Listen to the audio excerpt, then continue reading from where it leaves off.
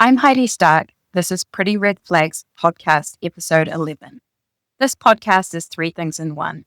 A true crime podcast because these things really happen to me 99.99% of the way they're portrayed in these books. An audiobook because I am reading this duet chapter by chapter. And survivor testimony because this survivor is sharing her testimony, including what happened beyond the page and after these books were published. And a lot has happened since then. If you're enjoying this podcast, please like and subscribe and share with your friends. It means a lot.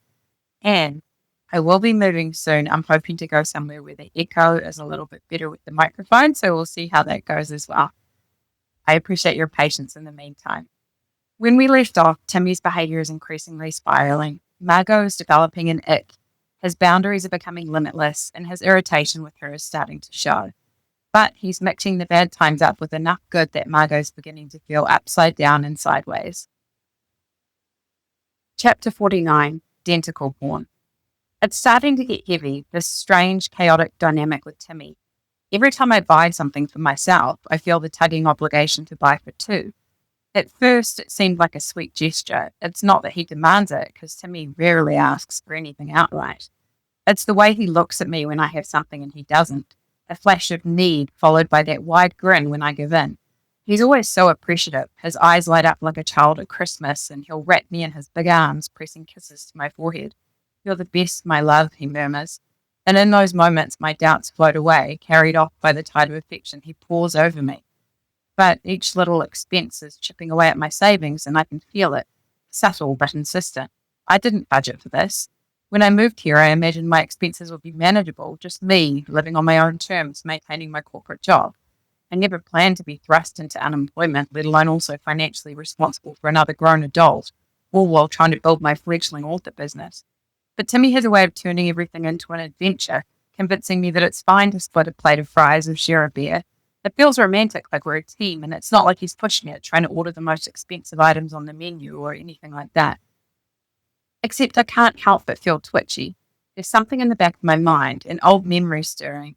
Years ago, I had a friend who played the same game. They'd accompany me to restaurants and bars, insisting they didn't need anything, only to end up sharing half of mine because of course I'd inevitably offer them some, rather than have them sit there watching me eat and drink. Or worse, I'd cave and buy them their own just to avoid the awkwardness. And here I am again, buying for two, convincing myself it's not a big deal. It's not just the money, it's the slow erosion of a boundary I swore I'd never cross again. I told myself I wouldn't let someone mooch off me, not like before, and yet here I am, tangled in the same web. The difference this time? Timmy isn't just some friend crashing on my couch. He's the man I love, the one who says all the right things and makes me feel special in ways I've never experienced, and that scares me. After the work call is over, Timmy busies himself decorating my kitchen with the random trinkets he revealed on the beach. It's all stuff he brought over from Mattie's, things that are either bizarre or useless. A spice organizer that looks like it belongs in the 1970s. Tiny plastic animals, random shells, and of course the miniature skateboard. I cleaned everything really well, he says proudly, as if he's just performed some grand act of service. I smile, but internally I'm cringing. The last thing I need is more clutter. Still, it's a sweet gesture in its own strange way. He's trying to make this place ours, filling it with things that make him smile. And I love him for that, even if I plan to discreetly disinfect everything later. For lunch, I whip up my famous potato salad, my go-to recipe for barbecues and gatherings. The smell of garlic, capers, and freshly boiled potatoes fills the apartment. As I mix everything together, Timmy sneaks over, dips a finger into the bowl, and takes a taste. "Oh, that's delicious," he says, grinning at me like a kid who's just stolen a cookie from the jar. "I'm so glad I'm with someone who cooks." "Same," I reply, smiling back. In these moments, I feel the warmth of our connection. It's not all bad. We share these little joys, me through food, him through spontaneous affection. He likes to share food plates with me and feed me, so we have our potato salad from a shared plate. "Blow on it first, it's hot," he'll say when he puts a spoon near my mouth for me to take a sip of one of his soothing broths. "I don't want you to burn your mouth." They're such simple gestures and they're touching. A little weird, I suppose. I know it gives some people a major ick, but when he feeds me, it makes me feel like he really cares about me. There's a gentle tenderness about the way he does it as well. But then mid-dishes, something shifts. He grabs my brand new chef's knife and, with no warning, stabs it through a lemon and into my new wooden cutting board, splintering it down the middle. Timmy, I exclaimed, heart racing. You just ruined the cutting board and probably damaged the blade. Why did you do that? He shrugs, a smug grin on his face. Because it looks cool. I stare at the ruined cutting board, stunned. He pulls out his phone and snaps a picture, uploading it to Instagram without a second thought. Can you please be more careful with my things? I say, trying to keep my voice steady. Just don't go around stabbing stuff, okay? It's unnecessary. He freezes, the grin slipping from his face. His expression shifts, darkening. His jaw tightens and his nostrils flare. For a moment, I think he's going to laugh it off, but his eyes narrow, locking onto mine with an intensity that sends a chill down my spine. It's just a stupid fucking cutting board, he growls, his voice low and sharp. He yanks the knife out of the board with a jerk, the blade clattering into the sink, making me wince. I know without looking that one of my new dishes is now chipped as well. You care more about that dumb piece of wood than you do about me, he mutters, his tone bitter. I stand here frozen, trying to make sense of the situation. All I asked was for him to be careful with my things, and now it feels like I've insulted him in some irreparable way. The shift in his mood is sudden, unpredictable, like the sky before a storm. I feel trapped, boxed in by his anger and the physical presence of him standing between me and the door. I put it down to a joke. Nobody would react like that to such a small thing. He was just playing a part, acting in a role, and I'm the one misinterpreting it, because nobody sane would ever act like that. Fuck it, he snaps, and for a moment the room feels like it might explode. But then, just as quickly, the tension dissipates. He picks up the remote, plops down on the bed, and acts like nothing happened. So what should we watch, he asks, smiling again, as if the last few minutes didn't just unravel me. Later, he finds Saber's banana bed and plops it on my head, laughing at how ridiculous I look. He snaps a photo and shows it to me. I'm laughing, a goofy grin on my face. I hate people touching my head, putting things on my head. But with Timmy, I don't seem to mind as much. He's giving me cute attention, and it reminds me of the day he put the octopus toy on my head and leaned in for our first electric kiss. It's absurd, but it makes me smile. He's back to being silly again, pulling me into his whirlwind of nonsense. He stands across from me, a goofy grin plastered across his face, one hand holding a baby pacifier while the other clutches an oversized baby shark toy. His body is a strange contradiction, a large, fully grown, shirtless man with childlike enthusiasm. He places the pacifier between his lips and lets out a high-pitched chuckle, totally lost in the moment, completely aware of how ridiculous he looks. I snap a picture and he cocks his head to the side, eyes growing large in mock surprise, as if he's the star of a show that's both hilarious and completely baffling. And then he yanks off his pants and wraps his giant caterpillar around himself like a diaper. Take another picture, he says, muffled by the pacifier. In this moment, he seems to relish the attention, a combination of childlike wonder and unabashed silliness. He's enveloped in being the centre of attention, even though it's only us, embracing his inner man-child to a degree I've never seen. Then he takes it a step further. He removes the caterpillar and places the baby shark toy down on the bed, then picks up his deer skull with the antlers attached. And then he places the skull on himself, the white bone stark against his skin. My mind races at the absurdity of this. He has a way of challenging the bounds of comfort and normalcy, all while maintaining a carefree smile that invokes both laughter and disbelief. Take a picture, he says, his voice playful yet daring, as if he's presenting some kind of avant-garde art piece. So I do. He runs around naked and keeps getting me to snap pictures of him, placing his hands above his head in the shape of devil horns. He's excitable and definitely experiencing some kind of mania again. So I just let him do his thing and laugh, because some of his antics are quite funny. I'm obsessed with cuddles and sex and ice cream, he says it with such joyful abandon. You definitely are obsessed with those three things, I smile. You speak the truth. And none of those are bad things. In fact, they're all wonderful things. He loves to make us special ice cream sundaes every night, and we sit in bed and he spoon feeds me while we watch movies. Dentical porn, he yells at one point. Excuse me? I quick about him, thinking I misheard him. You mean tentacle porn? Randomly came up in conversation the other day. He hadn't heard of it before, and so I'd explained what it was. He seemed fascinated, instantly Googling it and bringing up some on his favourite porn site. Nope, he exclaims proudly. Deep throat denticle porn. It's like tentacle porn but with dentists, or vehicular denticle porn, which is all of that, but it happens in a car. I laugh and shake my head. He's on one of his rolls where he just says weird shit, and that's fine. He's making me laugh. It's one of his quirks. Be careful having that on the bed, he says, pointing at my laptop at one point. The computer will heat up. It'll get brain damage, just like a brain. There are 48 hours in a day, he announces a while later, cracking up at his own comment when he realizes his math is off. His antics are funny and he has the funniest way with words. I can't deny that. But beneath the laughter are knot tightens in my stomach. He's unpredictable, swinging wildly between moods, playful one moment, angry the next. I have butterflies, but not the good kind. Frantic, heavy wings beat against my ribs, signaling that something isn't right. My heart races, a persistent gnawing dread creeping through my veins. I can't shake the feeling that something is wrong. I don't know what, but I can feel it in my bones. It's like I'm living on a knife's edge, never sure which version of Timmy I'll get. And the more I laugh with him, the more I feel like I'm losing tiny pieces of myself along the way. He curls up beside me in bed later, spooning me, and whispers into my ear, I really care about you, Margot. I just want to be close to you all the time. His words are sweet, but they also feel heavy, like an anchor sinking into my chest. I'm tangled in him now, deeper than I ever intended to be, and I'm not sure if I'll be able to pull myself free. My reaction to this chapter, Timmy's frenetic behaviour is becoming more alarming. What he did with the knife and his rage at me having a problem with him damaging my chopping board, damaging my knife, damaging my dish, just because he thought something was fun. And also, in hindsight, especially given things that will continue to happen in the book and beyond, the way that he stabbed the chopping board with that knife is quite frankly chilling. What was at first funny and quirky in his behavior is now becoming a little insane, frankly, by this point. There was a certain ability to curb it before, but he's seemingly increasingly out of control and increasingly entitled. But it's preying on my sense of not wanting to be uptight. Maybe this is how everyone else is. Maybe I've always been the problem and I do really need to lighten up. Chapter 50, Sharks Everywhere. The next day. I have my period and I'm feeling slightly uncomfortable, but pain relief is finally starting to kick in.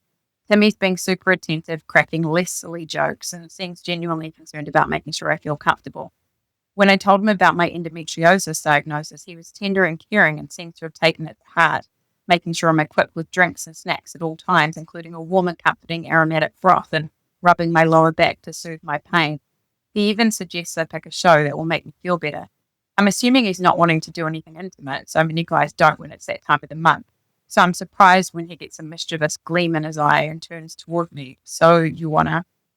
And we're going to fade to black for this podcast. Under the hot spray of the shower, I lean into him, the water pouring over us. Timmy tilts my chin up, his gaze soft and sincere. I care about you, Margot, he says. I really feel like we're meant for each other. His words sink deep, filling me with warmth. And in this moment, under the cascading water, I believe him. As we step out of the shower, he picks up the towel from the bed, scratching it up and tossing it into the laundry basket. He pauses for a moment as if considering something. You know, he says, his voice thoughtful, I've never really been into that.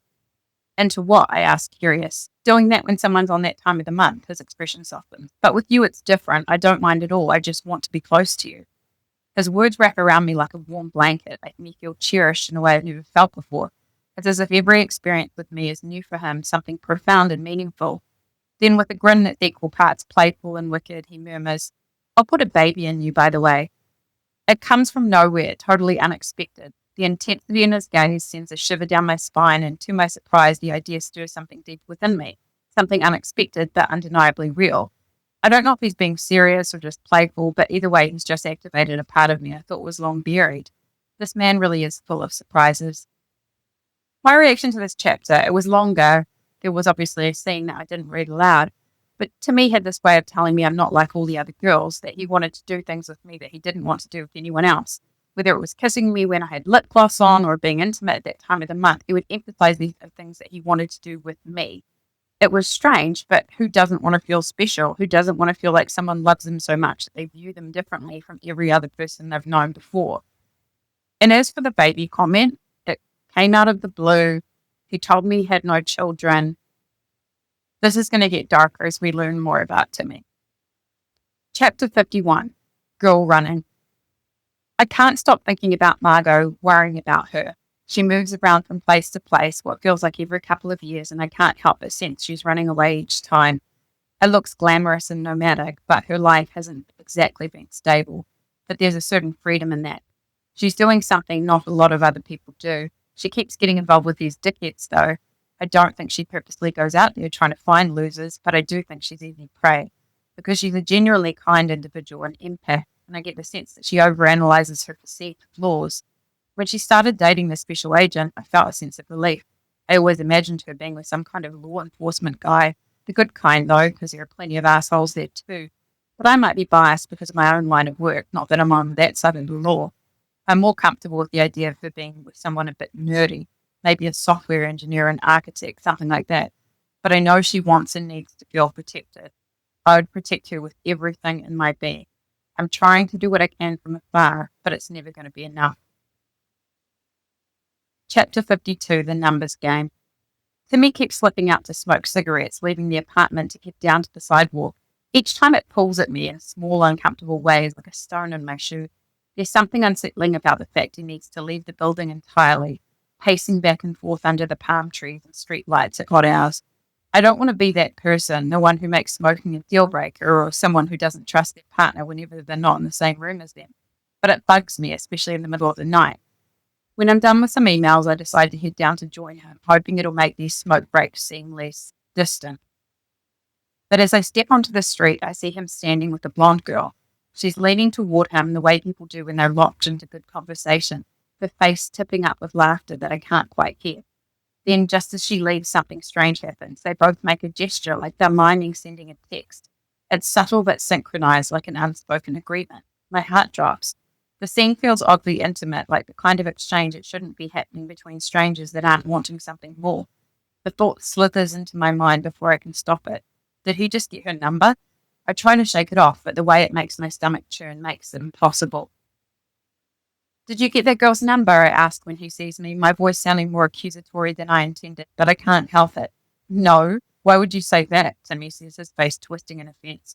I cross my arms, the knot in my chest tightening. Why were you talking to her? He exhales, a cloud of smoke curling away into the night. It makes me feel better about myself to talk to strangers, he says, rubbing the back of his neck. When I walk past people, I feel like they're judging me and assuming the worst, so I go out of my way to chat, and when I get a good reaction, it makes me feel okay again. The vulnerability in his words catches me off guard, tugging at my heart. I feel bad for him and want to comfort him. It must suck to feel that way. After being with a huge introvert for more than half a decade, I'm not used to someone striking up conversations with strangers, regardless of gender. For someone as outgoing as Timmy, I'm going to have to get used to it and trust him.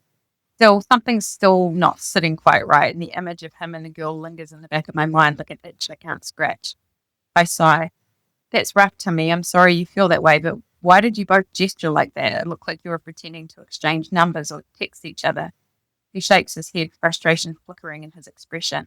I don't know. I didn't get anyone's number. Why would I? I've got you. We have so much sex I couldn't possibly be looking for any more. My dick is about to fall off for real. He shoots me a grin, but there's a flicker of something beneath it.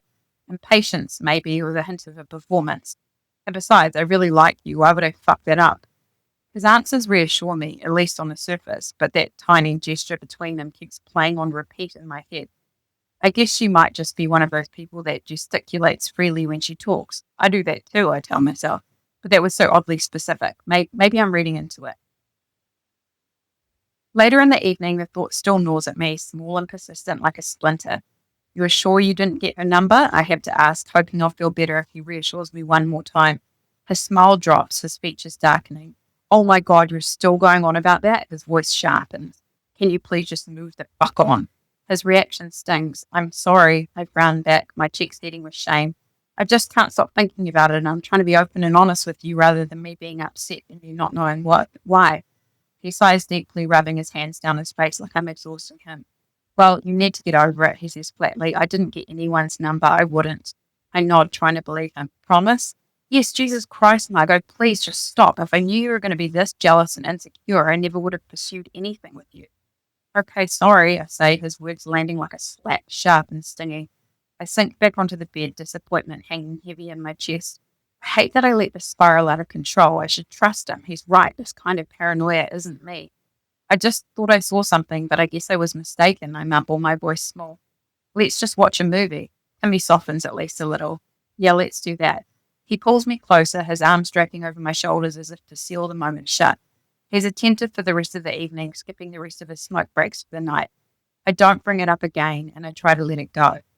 As we sit there, though, the gnawing feeling in my stomach that won't entirely fade, I already feel like I nagged him about it. I'm disappointed in myself and hate that I mentioned it more than once. He told me he didn't get her number and I need to trust him. Besides, he makes sure I'm always with him. He takes me to work. He calls me during breaks on the rare occasion he goes without me. He texts me whenever I'm out of his sight. Hell, he never even leaves me alone in the apartment for more than a few minutes, barging in when I shower or use the bathroom. There's logically no time for him to cheat. And he's always saying how much he loves me, how great things are between us. He asked me to marry him because his feelings are so strong. His logic makes sense. Why would he fuck this up when we're having so much fun? I need to calm down, swallow my doubts. There's no way he got that girl's number. I'm just being jealous and insecure and weird, and I'm sure it's wildly unattractive. I need to nip it in the bud now because that's not the type of person I am. Maybe I'm just acting this way because I care so much about him. Maybe it's just fear of losing something so special. But deep down a small voice whispers, that hand gesture wasn't nothing, you saw what you saw. I'd push it down, forcing myself to breathe through the anxiety. Enjoy this, enjoy us, I remind myself. Because most of the time, us is pretty fucking awesome. He makes me laugh, he makes me feel adored. He's different from anyone I've been with before, and I need to focus on that. I can't let my mind ruin something that could be beautiful. I snuggle closer to Timmy, bearing my doubts deep. Tomorrow I'll be better, I'll be calmer. This isn't who I am. Everything is fine, it has to be. My reaction to this chapter, in hindsight, I'm 99.99999% sure that he got that girl's number, that he was being sketchy when going out for cigarettes. Timmy was desperate for attention, and it didn't really matter who it was from as long as someone realized he existed and was acknowledging him in some way. He was charming, he was a flirt, and he liked to stand outside in the middle of the night. Cigarettes would have become a huge point of consternation in our relationship, especially the late night ones that he just had to have, no matter where we were.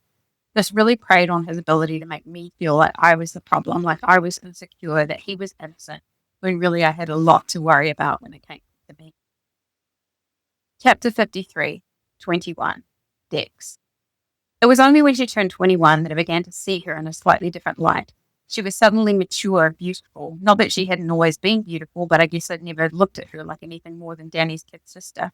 But something about the night of her 21st, maybe it was the way she looked in her gold gown that set off her red hair. I'm sure that had something to do with it, but she was just so happy, full of joy, really coming into her own. And it stirred feelings inside of me that I didn't expect. But out of a healthy respect for her and her brother, I stayed away. I didn't want to come off as some old creep. And if there's one thing about me, I'm loyal as fuck. Sure, her brother and I have had our issues. It's funny looking back, because I was always the bad one in our duo, the one voted most likely to end up with a mugshot. Danny was always more flashy, a real salesman who presented himself as a squeaky clean family man. But we ended up falling out.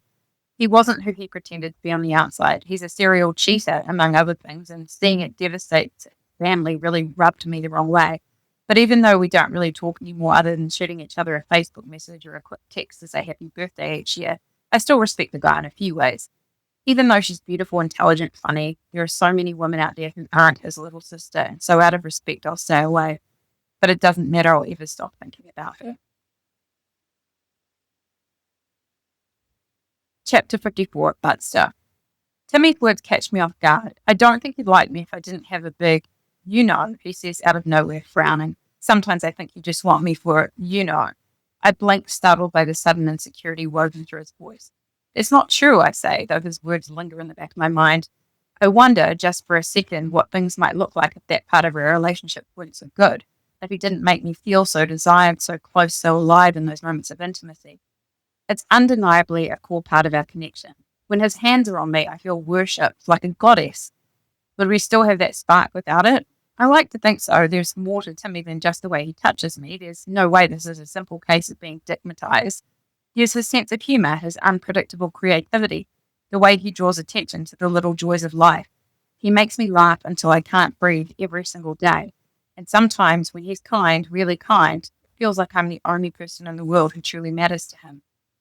And yet there's a nagging part of me that wonders if the intimacy weren't as electric, would I still feel the same pull toward him? Maybe, I think, probably.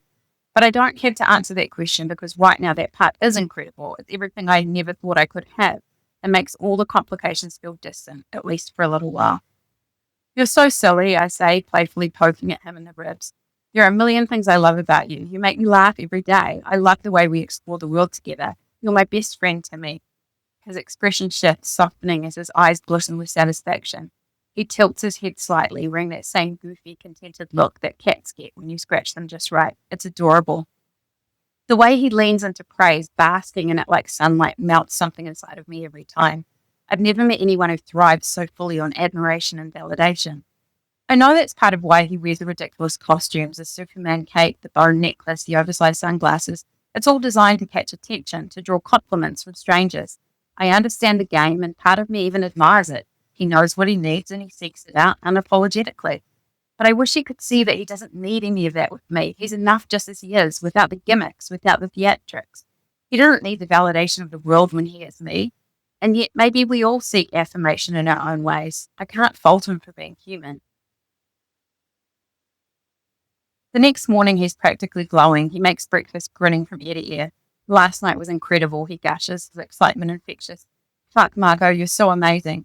His words fill me with a kind of pride I haven't felt in years. It's the same sensation I used to get when I won an award or aced a test, like I'm being recognised for something extraordinary. And the fact it's coming from Timmy, the man I love, makes it even sweeter. You're so talented, he continues, setting a plate in front of me. Smart, sexy, funny. Everything I could ever want. I'm the luckiest guy in the world. I smile, feeling like I'm floating. His adoration is like a drug, and I'm completely hooked. So now everything is perfect. Timmy's love feels all-encompassing, like a wave that carries me away from all my doubts and fears. As long as I have him, I can believe in this version of us, the one where we're happy, where we're enough for each other, where nothing else matters. But somewhere deep down, I feel a flicker of unease, like the tide could shift at any moment. For now, I push that thought aside. For now, I bask in the warmth of his love. My reaction to this chapter: Timmy had this ability to time intimate moments and compliments and praise around his bad behavior. It left me feeling tripped up, and it was always easier to relax into the good than dwell on the bad. In hindsight, it was intermittent positive attention, breadcrumbing, just enough to suck me back in every time and distract me from the bad. Chapter 55, Fake Futures. Timmy's excitement's contagious as we drive toward Darren's apartment. The car hugs the curves of the mountain road, the scenery shifting from dense jungle to sweeping views of the ocean below. The breeze flows through the open windows, warm and salty, carrying the scent of frangipani and wet earth. I'm excited to meet the friend he's mentioned at least 1,000 times, the one he used to live with. They seem really close, so of course I want to meet him to learn more about Timmy from him. During the drive, Timmy excitedly talks about our future together and how we're going to meld our creative enterprises, my books and his clothing lines. It's going to be so amazing, he says, gripping the wheel, his voice brimming with optimism. Just picture it, a huge office in a trendy warehouse. Open floor plans, big windows with views of the ocean. Your office is right next to mine with a sliding door, so I can shut it if you start annoying me. I laugh, imagining it with him. It's hard not to get swept up in the way he describes it, the effortless success, the creativity pouring out of us, the life we'll build side by side. His voice is like a soothing rhythm, painting a future I never dared to believe I could have. We'll have an amazing team, he continues, and we'll treat them so well. No bullshit like those corporate jobs. We'll design, create, live, I'll be really, really happy. He paints a compelling picture describing the finest details of our office space. It sounds really cool. And then he goes into more detail about his plans for his clothing brands. The way he's talking is a visionary. He has a main umbrella brand mapped out along with smaller brands that fall within it. He wants to sell off some of the smaller brands as they become popular and keep the main one, as well as any that become more like passion projects, his babies. It sounds idyllic, and his enthusiasm and creativity are contagious. I picture myself surrounded by books with assistants handling my marketing, my social media book signings, everything I never have time for. And Timmy's energy feels unstoppable, as though his clothing brands are already a hit, as if the world is just waiting for us to seize it. It's easy to fall into his dream, to imagine us thriving, building something meaningful while the world unfolds around us like an adventure waiting to be had. I've never been in a relationship with someone who can visualize the future with such passion and excitement, who wants to plan a future where both of us can live out our dreams, and where we're so successful we're able to turn our efforts to helping others, to building community. As we reach the peak of the mountain range, the road levels out and Timmy points out landmarks from his past. His stories are as colourful as ever. See that hill over there? That's where we ran away from the cops on our dirt bikes. There's a fence now, probably because of us. I grin, shaking my head. And that street over there, he points at a dusty trail. That's where I drove my truck down, covered in mud, and a whole row of guys came out to cheer me on from their balcony. They thought it was the coolest thing they'd ever seen. I notice how every story seems to cast him in the starring role. He's always the hero, the one being celebrated or admired. It's endearing, even if it feels a bit self-indulgent. But that's just Timmy. He loves attention, and I don't mind giving it to him.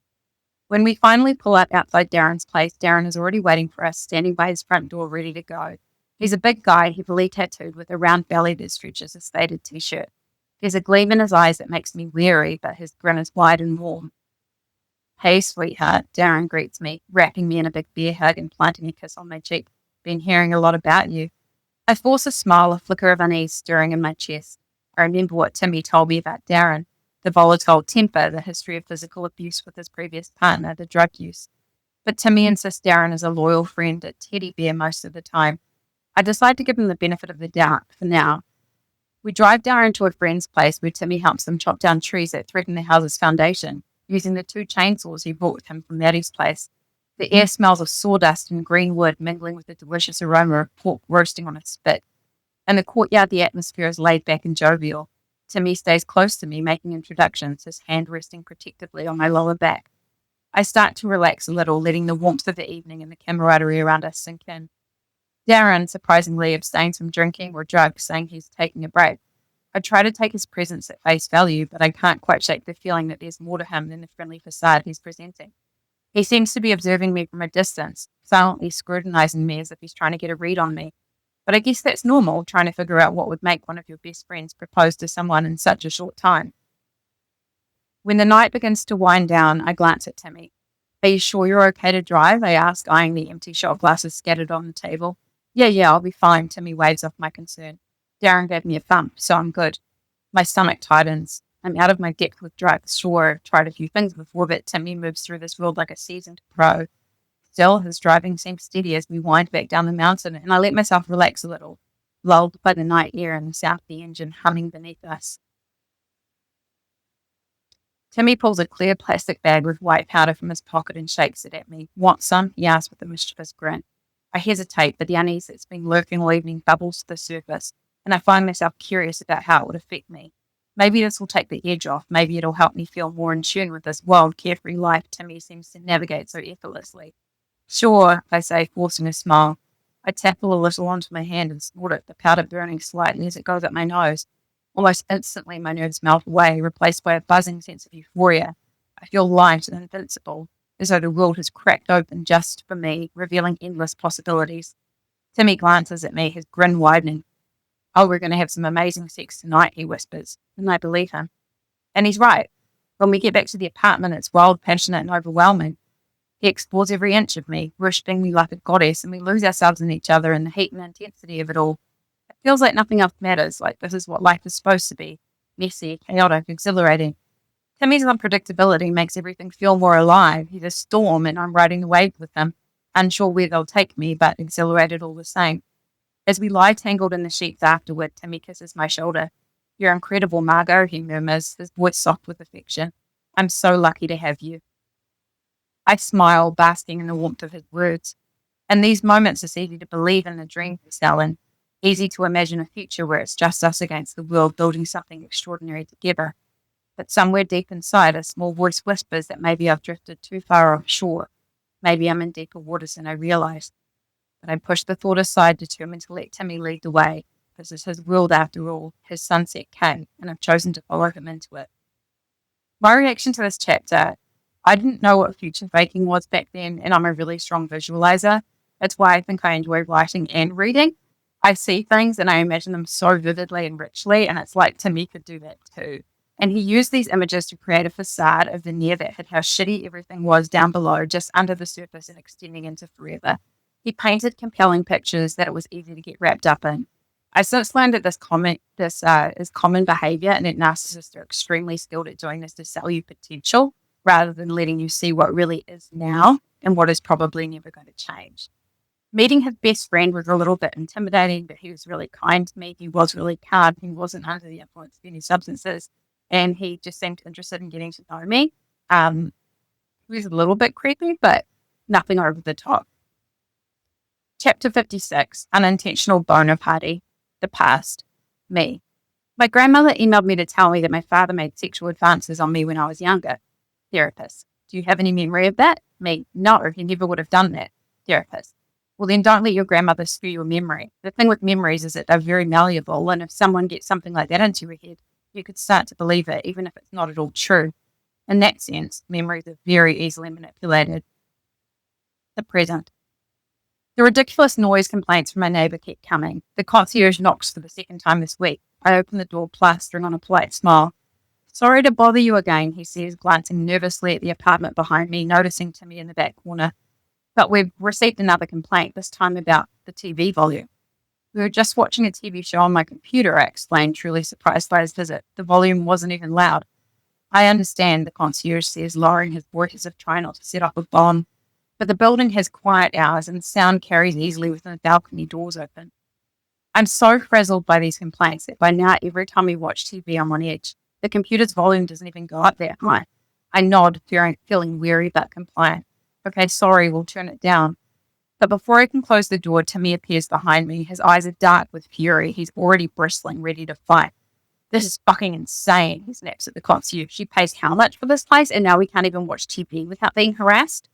I press my hand lightly against his chest, try to steer him away from escalating the situation. It's fine, Timmy, I say. We'll just turn it down. I don't mind watching things at a lower volume because we can still hear it if we try, but really it is a bit ridiculous.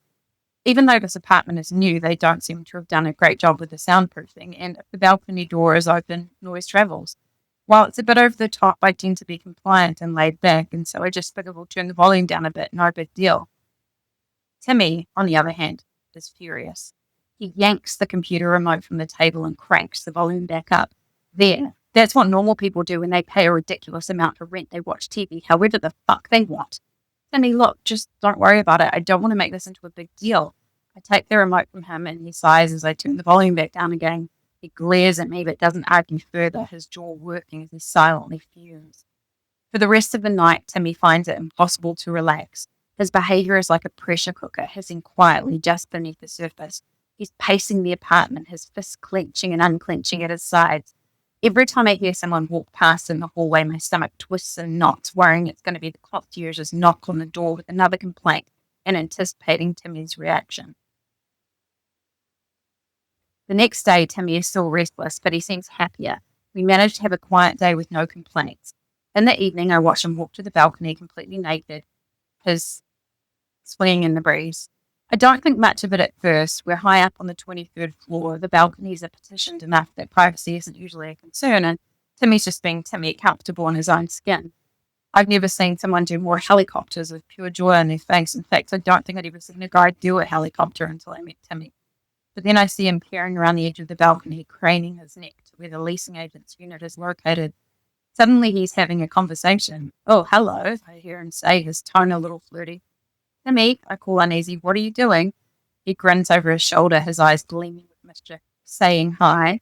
I inch closer, dread pulling in my stomach. Yeah, I'm butt naked out here right now, I hear him saying, his voice low and casual. Enjoying my evening, just enjoying the breeze. What the actual fuck? How creepy. I freeze, horrified. Timmy, I hiss, get in here. But he just laughs. Well, she's really hot, your neighbour, he mutters as he finally starts to head back inside, grinning like a kid who's just gotten away with something naughty. I think I've got a boner from looking at her. Because he's completely naked after all, I can see he did not, in fact, have a boner. But the fact he said it out loud makes my skin crawl. The words hang in the air, vulgar and disrespectful, both to me and the woman next door. Are you fucking kidding me? I hiss, what the fuck is wrong with you? Get your ass inside. That's so gross of you to say. Why are you being like this? He finally steps inside, but not before shooting one last glance toward the neighbour's unit. We should go say hi, he says, the grin still blasted across his face, making it sound like the neighbour hinted that she wanted late-night visitors. Oh, for fuck's sake, stop, I plead. Stop being disgusting. He rolls his eyes, but then he stops. My heart feels heavy, sick with embarrassment, and horrified by the fact that my fiancé is perving at my next-door neighbour like some lecherous drunk standing on a street corner as underage girls walk past. It makes me feel gross and unwanted, and then I feel silly for being jealous. She is pretty, but it doesn't sit well with me that he was looking at her in that way, and then had the gall to tell me about it. Gross. We put on a movie, but I can't shake the nausea swirling in my gut. I eventually fall asleep, curled into myself, trying to make sense of the man lying beside me. The man who oscillates between sweet and unsettling at the drop of a hat, still sick to my stomach about the interaction. The next day, he's making breakfast. I feel the need to address the situation. Dude, you literally went outside naked and told my neighbor you were naked. No, that's not what happened. He shakes his head and goes back to cooking. Yes, yes, it is. And then you came inside and announced to me that she was hot and was giving you a boner. That made me feel weird. I didn't like it. That's totally not what happened. I just went outside and we had a conversation. That's all. I feel dismissed and breakfast is ready. I'm distracted by his fascinating meal of eggs Benedict with a curdled hollandaise creation that's strangely delicious. A little later, I'm at my computer when my phone buzzes as the property management company calling. My stomach lurches. I have a feeling I know what's coming and I reluctantly answer. This is Trinity, the property manager for this building. The woman on the other end says, her tone sharp. We've received some complaints about things happening in your apartment. My stomach sinks further. Oh, really? Like what? I asked, trying to keep my voice steady as my heart thumps in my chest. Well, it was reported that someone was howling at the moon like a wolf from your balcony at about 3 a.m. I blinked, confused. I'm sorry, but I was here all night. I didn't hear anyone doing that. That's true, but as the words come out of my mouth, I can't help but think it sounds like something Timmy would do, given his obsession with wolves and other creatures. It's possible he did it once I'd fallen asleep, but I would have thought a loud wolf howl would have woken me up. And despite me seeing his interaction with my neighbour, I feel defensive of Timmy. I'm sick of being picked on at this place. I feel like the concierges are used to some weird 24/7 babysitters to make sure adults make no noise at all across the building. Well, that's not all, she adds, her voice stiff with disapproval. Your male guest conducted himself in a lewd manner towards one of your neighbours who was one of our employees. She sounds pissed and defensive right back at me. My stomach lurches, my heart racing faster. Oh my gosh, I'm so sorry, I stammer, mortified. I'll make sure that never happens again. I think of all the employees I've protected in my previous HR roles and how it feels to have to deal with a situation like this. And now a guest in my apartment, my fiance, is who the complaint is about. How ironic and awful. I hang up the phone, my cheeks flaming, and I look at Timmy, whose relaxed demeanour shifts the moment he sees my face. Who is that? He looks concerned. What did they say? You look upset. The property manager, I say, folding my arms. They said you stood on the balcony and howled at the moon like a wolf at 3 a.m. What? He scoffs. No, I didn't. It's so stupid. Man, they're really coming after us. Well, I told them you didn't because I don't remember hearing you do that. He nods, seemingly satisfied that I came to his defense. Good, it must have been someone else. I frown. They also said you behaved in a lewd way. Timmy's expression darkens instantly. What? That's bullshit. I didn't do anything like that. I did not act in a lewd way. Well, you did go out there naked and tell who you were. I gesture in the direction of the apartment next door. No, I didn't. Shakes his head adamant. Well, you were naked out on the balcony, I remind him carefully, and you did say you were naked loudly. I mentioned it right before breakfast, remember? That's not what happened, he snaps. His face suddenly contorts with rage, his voice rising. Don't twist things around. I said hello and told her to have a nice night. That's it. I furrow my brow. Yeah, you did, I say, and then you loudly said looking at her gave you a boner. We had a little argument about it. That's not what happened, he says. No, don't rewrite history. He shakes his head with vigor, his mouth twisted in a scowl. That's not what happened. There's no way she could have seen my penis, and I didn't talk about it at all. I just said hello, and I hope she's having a nice night. I shake my head, the memory clear in my mind. I don't know why he's so adamantly denying the truth. No, Timmy, I was right there. You said you were naked, and you said she gave you a boner. I remember because your comment upset me, and we had an argument about it. His eyes blaze with fury, his breath quickening. No, I didn't. Stop saying that. His voice turns sharp. You're remembering it wrong. I flinch away, my body curling inside itself, the intensity of his anger hitting me like a wave. Listen, I don't think you went and poked your penis through the bars of her balcony or anything, but I'm telling you what I saw and heard. You did tell her you were naked, and you did make a comment about her giving you a boner, which I remember because the comment really upset me. It made me feel sick, and it still is. Nope, you're wrong, he said, his voice raising, his face twisting into a deeper scowl. I would never have done it. This place is crazy. They're trying to come after you with all these noise complaints, and now you're making things up. And I'm making things up. Don't you add to it by believing their stories and making things up yourself. You were just drunk and you don't remember shit. The force of his denial is unsettling. Like he's not just lying to me, he's rewriting the truth in his own mind, convinced that his version is the only one that exists. I know what I saw, but the force of his conviction makes me second guess myself. Maybe I am remembering it wrong. I did have a couple of drinks before it happened. I decide not to push it further. It's just not worth it. He already seems elevated about the whole noise complaint situation, which really is quite ridiculous. And this seems like a bridge too far. Maybe when he's calm and the situation is being resolved, we'll talk about it again. Okay, I say softly, let's just forget about it, all right? How about we go take a shower and go enjoy the rest of our day? He nods, but his body stays tense, his mind still clearly spinning with anger. His words needle at me, even though the events remain clear in my mind. I remember the tone of his voice, the angle of his nakedness as he stood on the balcony. Very specific memories. It's like he's trying to rewrite his history, to fog my mind with allegations that because I'd had a few drinks, I was imagining things that weren't favourable to him. But deep down, I saw what I saw, and I very much remember how the interaction made me feel sick. And like maybe I don't really know who Timmy is the way I thought I did, the way he values and thinks about women, the way he values and thinks about me. As the day progresses, he can't stop ruminating on the phone call I received. He turns toward the wall that separates our apartment from the leasing agent's, pressing his ear against it as if listening for movement. His breathing becomes heavy, and then slowly he drags his fingertips along the wall. His intensity is unsettling, and my body starts to tingle uncomfortably. She's going to pay for this, he growls. His voice is low and menacing, a dangerous undertone rippling through his words. Over the course of the day, he just can't seem to stop thinking about it. I try to distract him with TV and movies and food, but he keeps coming back to it. I'll climb the fucking building if I have to, he says at one point. One balcony at a time. I've done it before. I don't care that we're 23 floors up. I'll be like fucking Spider-Man. And when I get to her, I'll drag her across the room with one hand and slit her fucking throat and enjoy the sight of her writhing in pain for what she's done. That bitch is going to bleed out. A shiver runs down my spine. Surely he's not serious. He's just venting, right? Timmy, please, I whisper. This isn't work out. We can just like move or something. He glances at the wall between my apartment and the leasing agent's again, his breath ragged. That bitch is going to get what's coming to her. He feels his mouth pinched into a tight scowl. Again, I try to distract him, but his eyes continue to be locked on the wall, his lips curled into a grimace. She has to pay, he mutters, for everything she's done to you, to us. Later, he rages, his upper arms once again pressed against the wall, his ear cupped against it, listening for life on the other side. His breath is ragged. She will not do this to you. I will kill the dumb bitch.